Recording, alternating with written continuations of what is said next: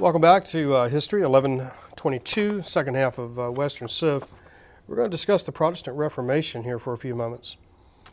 The context here, there are probably a few, but I'll give you one good one that kind of fits in with our course.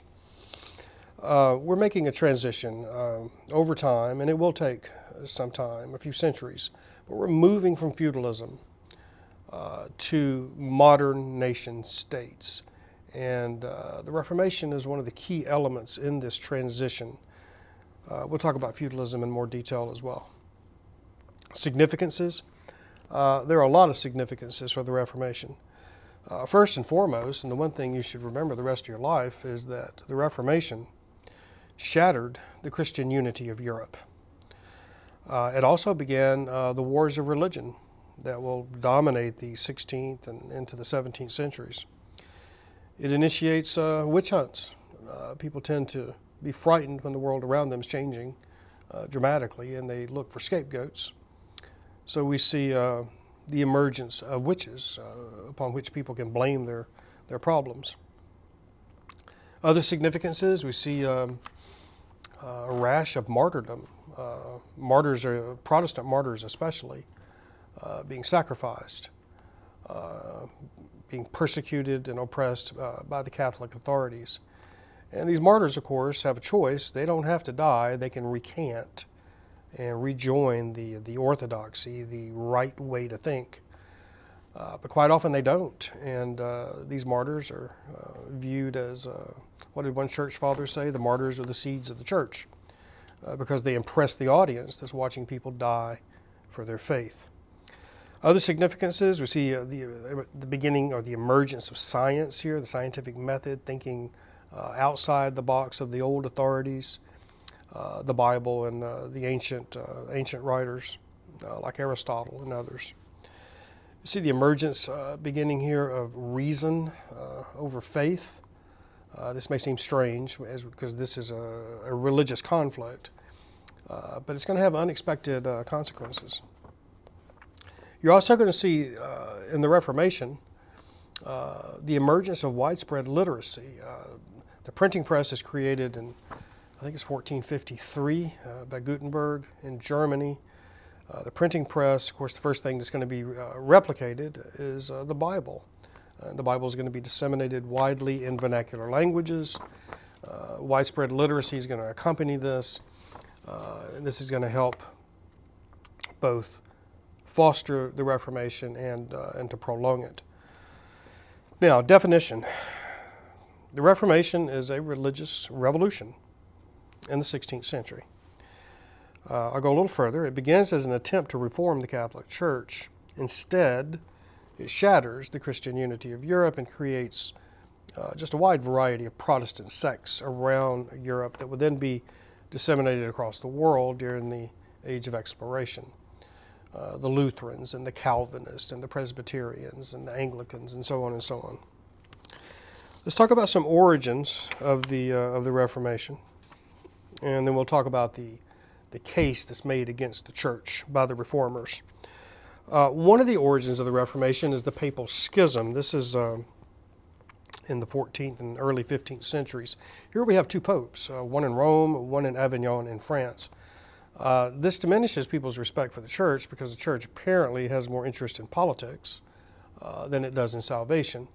The cause of this is the 100 Years' War between England and France, and both sides are seeking legitimacy from the church. The consequences of this are obvious. Half the Christian world holds the other half of the Christian world to be heretical and excommunicate. These are very serious charges. Other long-term causes, well, the Black Death is going to contribute because it's going to decimate Latin speakers in Europe. Latin, of course, is the overarching language of Europe, spoken by the priest and by other educated men. The Black Death is going to wipe out a lot of Latin speakers. This is going to help open the door for vernacular languages, the local, provincial languages of the people. Church corruption. So let's make the case, or let's review some of the arguments that the reformers made against the church. The church is corrupt. The church has lost its way. The church has ceased to practice imitatio Christi, which we've already talked about in the context of the Black Death. Sources of wealth. The Reformers charge that the church is more interested in accruing wealth than it is in acting in the way of the Lord. How does the church acquire its wealth? In a number of ways. The church essentially sells fire insurance to its parishioners. This is not fire insurance for your home. This is fire insurance against eternal damnation in hell. What happens is that you bequeath your property to the church, and the church intercedes on your behalf to keep you from Satan. Church also sells what today we might call long-term disability insurance. Again, it works the same way. You bequeath your property to the church, and then upon your death, your property goes to the church. In exchange, the church takes care of you as you become older and perhaps feeble or blind or lame or suffering from other maladies. So it's an exchange for care, long-term care, and old age for your property. Church land, of course, is inalienable. Once the church acquires property, it's very difficult to take that property away from it. Church land is also quite often free from taxation. Again, factors in the church's wealth. The Reformers charge that high church officials, the cardinals and popes, bishops, are chosen not for their piety, but for their wealth and their political connections. The Reformers charge that these high church officials act as almost like ambassadors of a great empire, as opposed to servants of God. What's the old saying? The biggest bribes in Europe are paid at the Vatican, indicating the corruption that we're talking about. The Reformers charge that the clergy's morals are suspect. Some priests are illiterate, can't even read the Bible.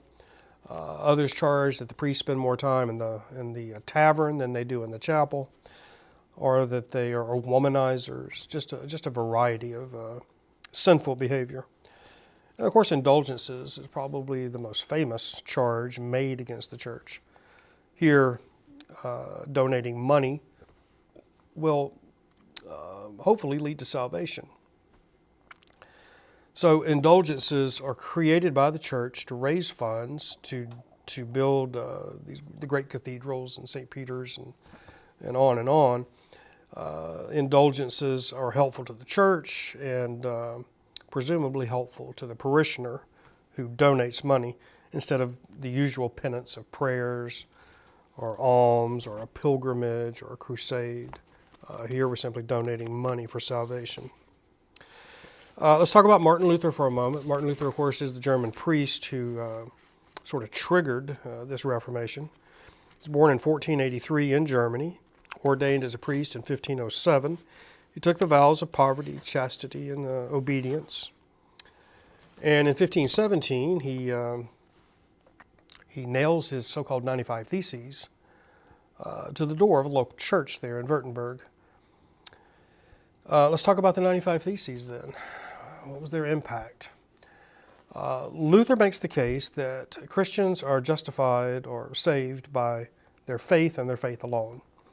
The traditional Catholic doctrine says that people are justified by their works, by what they do here on earth. And Luther says, no, that's quite wrong, that you are justified wholly by your faith in God. This is a serious charge and a serious challenge to Catholic orthodoxy. The 95 Theses are, of course, posted on All Saints' Day. This is early November. This is a celebration of the harvest. Today we call it Halloween.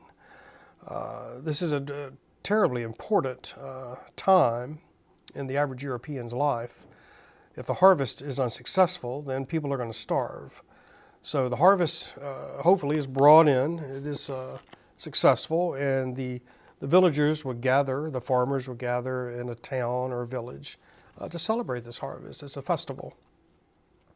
Now, during this festival, the church and the local noblemen may display their religious relics. This could be a lock of hair from a saint, or a bone from some holy figure, or clothing from some legendary Christian.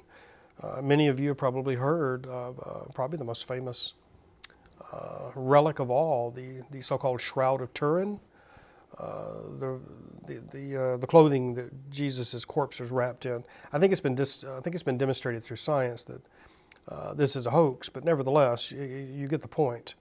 I heard one historian say that there was a time when every church in Europe claimed to have a piece of the cross upon which Jesus was crucified.